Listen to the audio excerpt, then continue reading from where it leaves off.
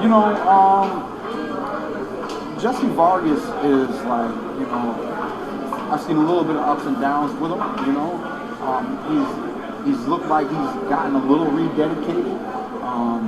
He's done some good things, but I've never seen him as a threat.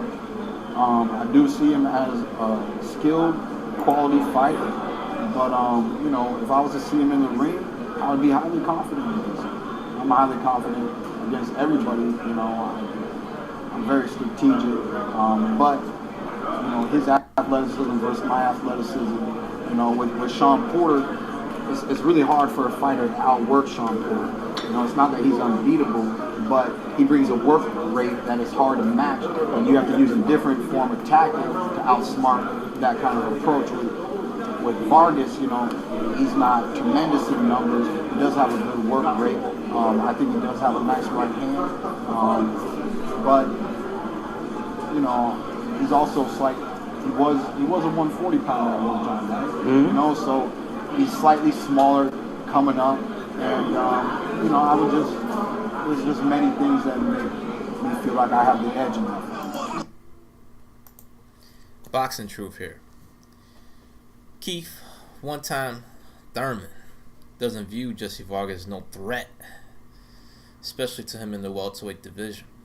You heard it right there. Courtesy of the Boxing Voice, the interview he did a couple of months back as he was coming out of hiding. Well, he was traveling the world, getting married, changes in his life, elbow surgery, recovery.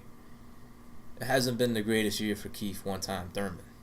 But Thurman did have a significant fight in 2017, unified titles, beat an undefeated Danny Garcia.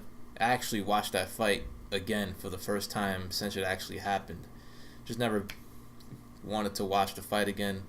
Was kind of disappointed in how the fight went out, but I watched it again. It wasn't a bad fight. It was a decent fight.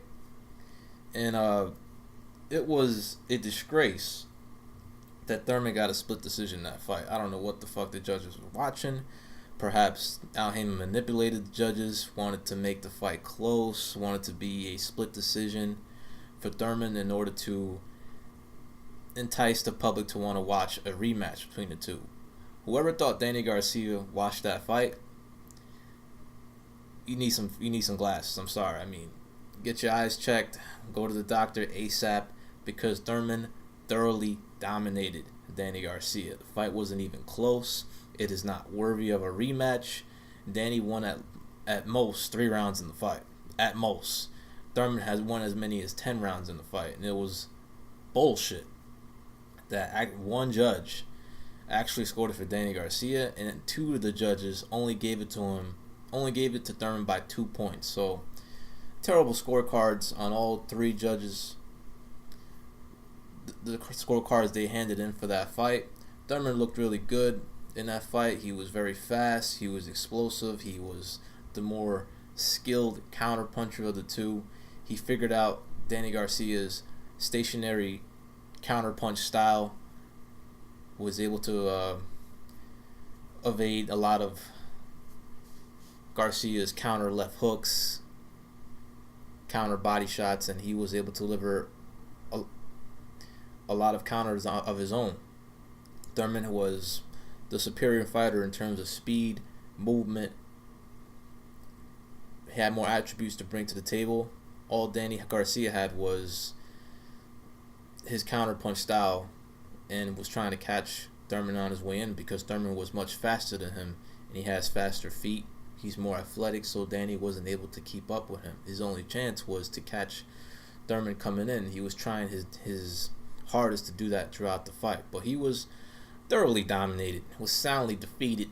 Unbelievable he actually got one judge to give him the nod. But anyways, there's a lot of rumblings about a possible Jessie Vargas fight. I heard a number of opinions. People do like the fight. People view Jessie Vargas as a quality fighter. Thurman views him as a quality fighter.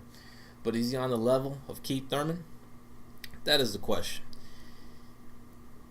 This is really, if the fight comes to fruition, if it goes down, this is Thurman's tryout when it comes to comparison to Manny Pacquiao. Is Thurman on Pacquiao's level? Because Pacquiao thoroughly dominated Jessie Vargas, made easy work of him. That was another fight where Dave Moretti turned in a trash scorecard. For some reason, he hates Manny Pacquiao. Actually scored that fight a draw if there wasn't a knockdown. He scored it for Pacquiao by 1 point, but if Pacquiao didn't knock Jessie Vargas down, the fight would have been a draw on his scorecard, which was one of the most trash scorecards you could see. Pacquiao 120'd, bucked 120'd Jessie Vargas. Vargas didn't win a round in that fight, was totally outskilled, got sunned in his first title defense, got relieved of his strap, was pretty much a belt polisher, just kept it warm for Pacquiao to relieve him of his strap. He wasn't nowhere near Pacquiao's level. And that was an old aging Pacquiao who was still able to buck 120, win all 12 rounds with ease, showed superior skill set, and now this is Thurman's chance if he can get this Jessie Vargas fight, which is not a bad fight. It's a good, comeback fight for him. Test the waters against a naturally smaller guy, not the biggest puncher. Vargas is tough. He's a tough guy. He can take a punch. He's been in some tough fights. He's fought experienced veterans. Had some tough fights with Timothy Bradley. Thought that fight was more competitive than what people give him credit for. Almost knocked Bradley out in the last round. He's had some gift decisions go his way. Thought that Russian dude Khabib Alahadov thoroughly outpointed him in their fight. He's had some close decisions go his way against what's his name? The dude that fought Victor Ortiz that Canelo knocked out. Josesito Lopez. He had a split decision go his way.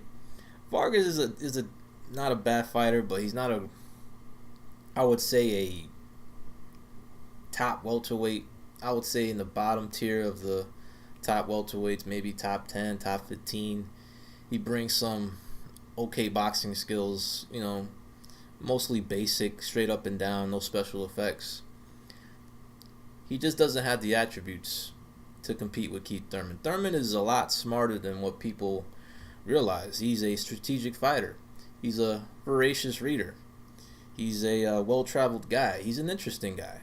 He's not your ordinary prize fighter. The guy is smart, and what he brings to the table is that he's a lot smarter than most of the opponents that step into the ring with him. He's very strategic, understands his opponent's styles, studies them, and he always, even in his shadow boxing routine, is always trying to mimic a fight, always trying to put himself in situations to get out of.